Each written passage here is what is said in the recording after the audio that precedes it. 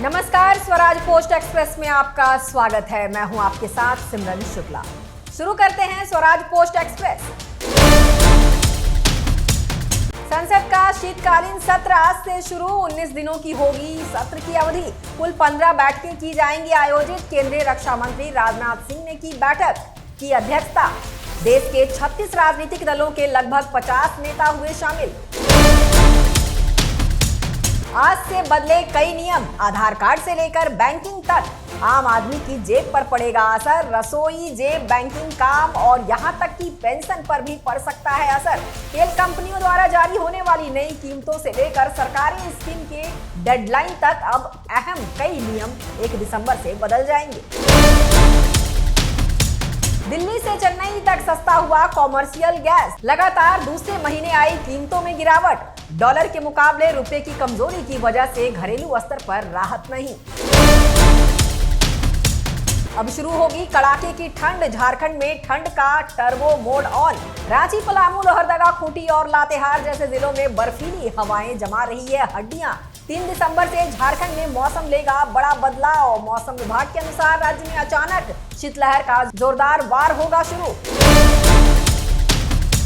रांची के JSCA stadium में team India ने दक्षिण अफ्रीका पर 17 रनों की रोमांचक जीत की दर्ज। विराट कोहली हुए मैच के हीरो। संसद का शीतकालीन सत्र आज से शुरू होकर 19 दिसंबर तक चलेगा। सत्र शुरू होने से पहले ही राजनीतिक माहौल गरमाया। झारखंड पुलिस को उग्रवाद के खिलाफ बड़ी सफलता मिलने की उम्मीद। गुमला समेत कई जिलों में दुर्दांत झांगुर गिरोह के सुप्रीमो रामदेव उरांव सहित कई प्रमुख सदस्य जल्द कर सकते हैं आत्मसमर्पण। गिरोह के कई उग्रवादी इस समय झारखंड पुलिस के वरिष्ठ अधिकारियों के साथ संपर्क में। इंडिया अलायंस की बैठक से दूर रही टीएमसी। एसआईआर के विरोध में जमानत जुटाने की तैयारी। मालदा, मुर्शिदाबाद में 3-4 को रैली। हजारीबाग में हुए वन भूमि घोटाले के आरोप में जेल में बंद आईएएस अधिकारी विनय चौबे की जमानत याचिका पर हजारीबाग एसीबी की स्पेशल कोर्ट में सुनवाई पूरी। फैसला सुरक्षित। रांची में कुप्पू स्वामी रेस्टोरेंट के संचालक शंकर नारायण नायर ने फांसी लगाकर की आत्महत्या। मामले की छानबीन में जुटी पुलिस। लोकसभा स्थगित। मणिपुर जीएसटी संशोधन विधेयक पास।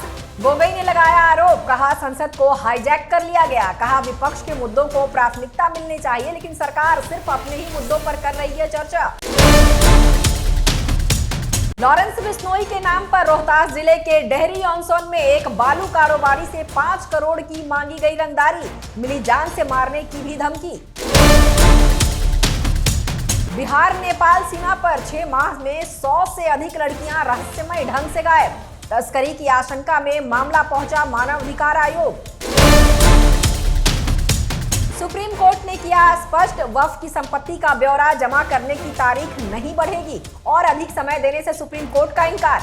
नियम तोड़ने पर सजा तय। जिन लोगों को किसी तरह की राहत चाहिए वे वक्फ ट्राइब्यूनल का करे रुख। झारखंड के गुमला में बीजेपी कार्यालय का नया भवन तैयार। 6 दिसंबर को जेपी नड्डा करेंगे ऑनलाइन उद्घाटन।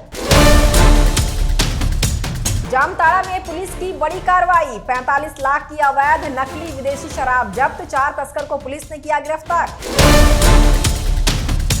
पाकुड़ में बस स्टैंड की कई दुकानों में चोरी का प्रयास। एक दुकान से गैस सिलेंडर लेकर फरार हुआ चोर। इस घटना से व्यवसायियों में दहशत का माहौल। बोकारो में दंपति की बेरहमी से हत्या। चाय नाश्ते की चलाते थे दुकान। हत्या का कारण स्पष्ट नहीं। झारखंड विधानसभा का सत्र 5 दिसंबर से 11 दिसंबर तक चलेगा। राज्यपाल की मंजूरी के बाद विधानसभा सचिवालय ने औपबंधी कार्यक्रम किया जारी। सत्र शुरू होने से पहले ही सत्ता पक्ष और विपक्ष दोनों ने अपनी अपनी रणनीतिक बैठकों से राजनीतिक तापमान बढ़ाया। यूपी में मुस्लिम शादियों में नया ट्रेंड। अपने जीजा से एक खास तरह का एग्रीमेंट साइन करवा रही है सालियां। एग्रीमेंट में दुल्हन को विदेश घुमाने से लेकर चूल्हा चौका और घरेलू कामों में हाथ बटाने तक की शर्तें रहती है शामिल। एसआईआर का लक्ष्य पूरा नहीं कर पा रहा। 3 पेज के सुसाइड नोट में बयां किया दर्द। बीएलओ ने की खुदकुशी। परिजनों ने पोस्टमार्टम हाउस के पास जांच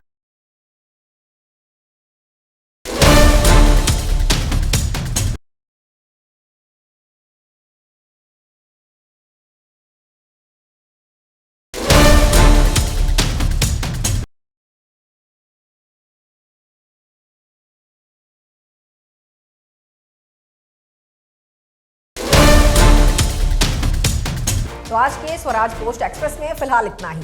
नमस्कार।